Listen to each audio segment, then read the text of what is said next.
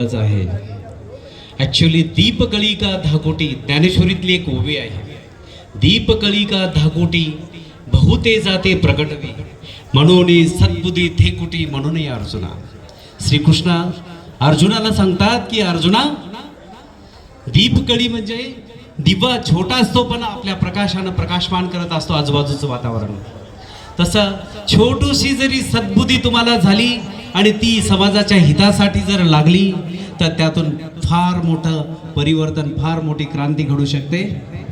आज दोंडे मॅडम आहेत, यांचं काम आम्ही जवळून बघितलंय. आपल्या सोसायटीमध्ये एक 12 लाखाचा प्रोजेक्ट मॅडमनी दिलाय आपल्याला, ओला कचरा आणि सुका कचरा. ह्या ओल्या कचऱ्या आणि सुक्या कचऱ्यामुळे आपल्याला एकाच महिन्यामध्ये 100 किलो प्युअर ऑर्गॅनिक खत मिळालेलं आहे. प्युअर ऑर्गॅनिक खत मिळालेलं आहे आणि आम्ही त्यांनी जे दिलेला वारसा आहे तो आम्ही पुढे चालवत आहोत. आता आमची सगळी तयारी झालेली आहे. इथून पुढे प्रत्येक महिन्याला 100 किलो खत मिळेल हे आम्ही उद्दिष्ट ठेवलेलं आहे. दुसरी गोष्ट मॅडम, तुम्हाला मी आश्वासित करतो की इथं जे झाडं सुकलेले आहेत ना, त्या सुकलेल्या झाडांना नवचैतन्य आणण्यासाठी, हरित करण्यासाठी आम्ही दिले जानसे प्रयत्न करत आहोत आणि ते नक्कीच एक दिवस तुम्हाला हे जंगल हिरवगार झालेलं दिसेल, हे मी आश्वासन देतो सगळ्यांच्या समोर. तिसरी गोष्ट, नागरिक म्हणून आमचेही काही कर्तव्य आहेत.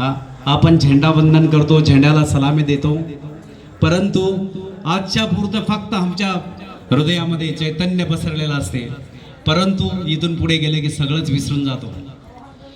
परिसरामध्ये स्वच्छता, परिसरामध्ये एकोपा, सिनियर सिटीजनची काळजी आपण किती घेतो. प्राणी आहेत, या जंगलाचा ऱ्हास करू नका.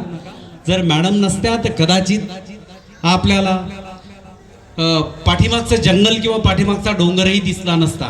मॅडमचं काम इतकं चांगलं आहे. म्हणून मला असं वाटतं की मॅडमनं जो दिलेला वसा आहे प्रत्येकाच्या हृदयामध्ये, तो वसलाच पाहिजे, हृदयामधून तो व्हायला पाहिजे, हृदयामधून तो कृतीत आला पाहिजे. हीच आपल्याला त्यांच्या कार्याची एक पोचपावती आहे, त्यांच्या कार्याची ही एक प्रशंसा आहे. आणि हे झालं. आता मी थोडं देशाविषयी बोलतो. सांस का हर कदम, सांस का हर सुमन है वतन के लिए, जिंदगी एक हवन है वतन के लिए. कह गई फांसियों में फंसी गर्दने, हमारा नमन है वतन के लिए. न तन चाहिए, न मन चाहिए, न धन चाहिए, अमन से भरा हिंदुस्तान. पहिले उन्नती, जेव्हा सोसायटीची उन्नती होते तेव्हा देशाची उन्नती सुद्धा होत असते. म्हणून इथून पुढे एक संकल्प करूया की आपल्या सोसायटीपासून आपण सुरुवात करूया.